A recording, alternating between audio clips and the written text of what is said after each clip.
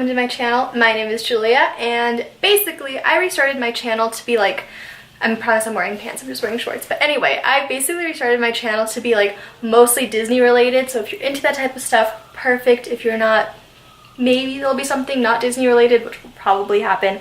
But for the first video, I am going to be talking about some secrets and some facts about Disney that may or may not be common. Like if you're obsessed with Disney like me, you may probably already know them, but for those not familiar, I'm excited to teach you something new. I can't tell if the camera is in the same spot. I had to like move it around. Okay, anyway, I just talked for like a mile a minute, so let's just get on into it. So I have my handy dandy little computer here with all the facts that secrets and facts that I researched and I personally just like know myself. So I'll separate into like 3 categories, which are like design and history, and then interactive stuff that you can do while you're there, and just like random tidbits. I don't really know how I'll separate them yet, but whatever, let's just go. Okay, so the first little secret is that there's actually a little wall of bricks. If you hear noise, my dad's doing something, so let's just ignore that. But anyway, there's a little wall of bricks on Main Street in Disneyland that is right behind the water fountain and by the locker room, and all those bricks are, I'm like watching myself in the viewfinder, sorry, but I need to get used to that. But each brick is a different size and shape, and they're actually the ones that Disney, like Walt Disney, was using to see which ones he liked best to design the park. So all of those are basically the ones that he was like, nah, don't like those. So they're all in one wall, and you can go see it. It's right by the drinking fountain. But I think I already said that. But I think that's super cool because it's like, ooh, these bricks could have been. I mean, it doesn't like, it's not that cool, but I think it's cool, so. Okay, the next fact about the design slash history is that Disney actually designed its own shade of green called Museum. I don't really know how to pronounce it, but I'll insert it somewhere. And it's a special shade of green that they actually designed to have on the trash cans and like things that they don't really want to stand out because obviously you don't want like trashes to stand out. So they're all painted that shade of green so they kind of blend into the background. It's like a color that doesn't stand out to the human eye. There's a whole design story behind it, and you should look it up because I think it's really cool that they designed like a whole color to make sure that like people are having like the best experience possible without seeing things that aren't that cute, you know? So also Main Street is actually designed after Walt Disney's hometown of, what is it called? Marceline, Missouri. That's what Main Street is designed after, so it's basically where Walt grew up and he wanted to like have something that reminded him of like his roots. So I think that's really, really cool. And I looked up some pictures of Marceline, and I'm pretty sure that's how you pronounce it, but I looked up some pictures and it does look pretty similar, and I just think that's really, really cute.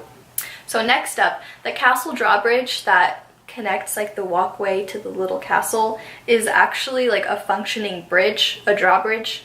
Yeah, that's what it's called. And it can actually go up and down, but it's only ever been up 2 times, and the first time it was on opening day, the grand opening. The exact day is slipping my mind, but it was way back when. And the second time it was ever up was in the 1980s, I believe, when Fantasyland was being refurbished, so that was up. But I really want to see it up myself because I can't imagine what that would look like. I think that's really cool.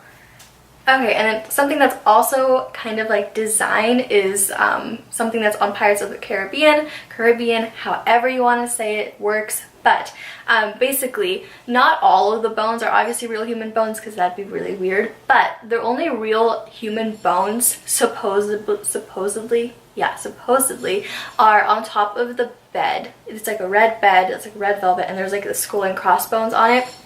Those ones are real, so take a look because that's kind of creepy but interesting. But I always look at them because I'm like, those are real bones. And I believe they were taken from the UCLA Medical Center. I think there were like some random ones that were not being used. Yeah, check them out. That was it for the history and design, and I'm going to talk about like the secret places. So, well, they're not really so secret, but like they're more like secretive than the others, I guess. So the first one is Walt Disney's apartment, actually. His apartment is located on top of the fire station. I was like, fire department? That's not it. The fire station on Main Street, and it's like right to the left of when you walk in. And there's a little apartment above there, and only his family, I guess, is allowed to visit now. And when he was there, basically the reason why he has an apartment is because the trek between his home and Disneyland was quite far, and he like kept needing to go back and forth, so he just made himself a little apartment there so he could oversee all the construction. And whenever he was there, he would light a little light in front of his window so everyone could know when he was there. And nowadays the light is on in memory of him. It's always shining, except when his family is in the parks. It doesn't shine out of respect, of course.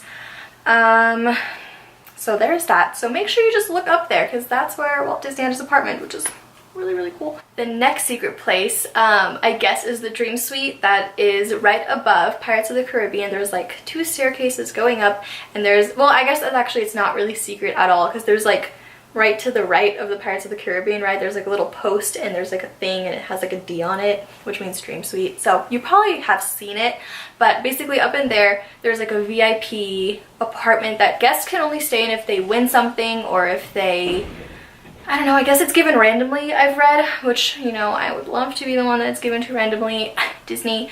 But it was designed by someone, I don't remember who, sorry, but I know it was decorated by Walt Disney's wife, Lillian. And yeah, and what else? I'm totally blanking on something. Yeah, if I remember something, I'll make sure to throw it in. Okay, and the last secret area that at least I know about, no, this is the second to last. So the second to last secret area, I guess, is Club 33, and it's very known now. It's not very secret, but basically what's in there is still kind of unknown. Apparently the decorations are very unique, and you can only get in if you have a membership, and the membership has like a very long wait list, and apparently it's very expensive to even get a membership. I think it's around $15,000 for a membership. But basically in Club 33, I know there's merch that you can purchase, but the main thing is that it's a really fancy restaurant, and there's a bar, and I know it's the only place in Disneyland that serves alcohol, so I guess it's kind of known for that too.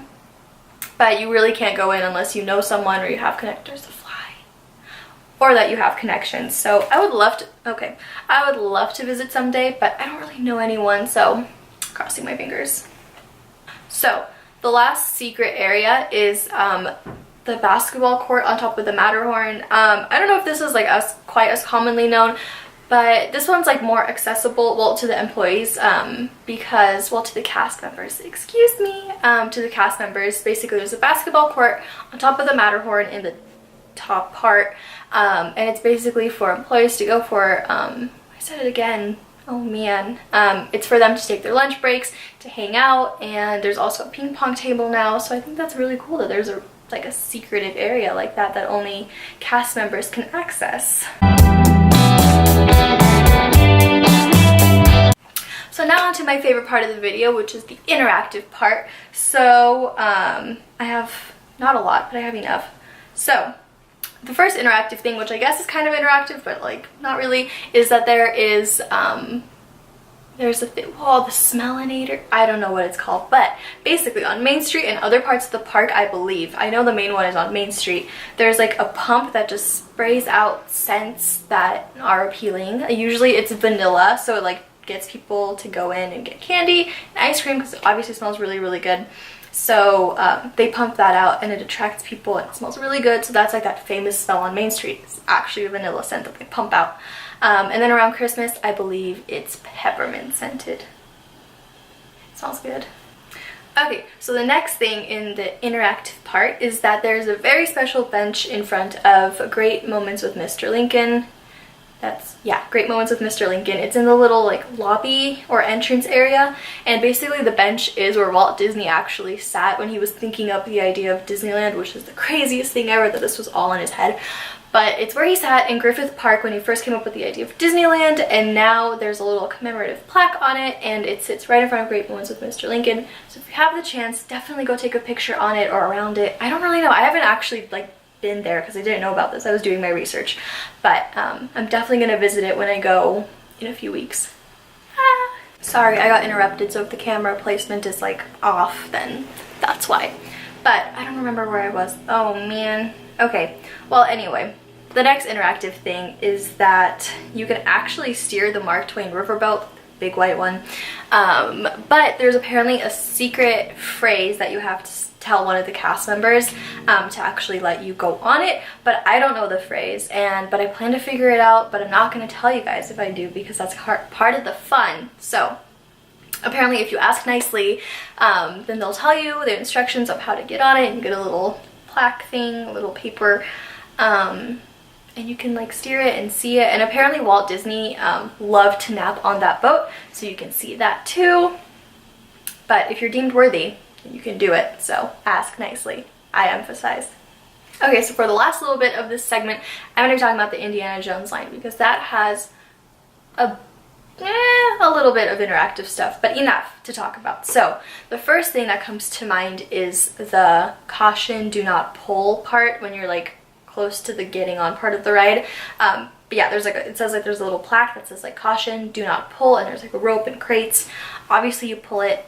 We love pulling things we're not supposed to pull. Anyway, if you pull it, there's like a shaky sound, and like so the man in the box says something. I remember like the first time I pulled it, because I knew you were supposed to pull it, the lady behind me was like, it says do not pull. I'm like, do you think there would be a dangerous thing in the middle of a line where people pass through? No, pull it.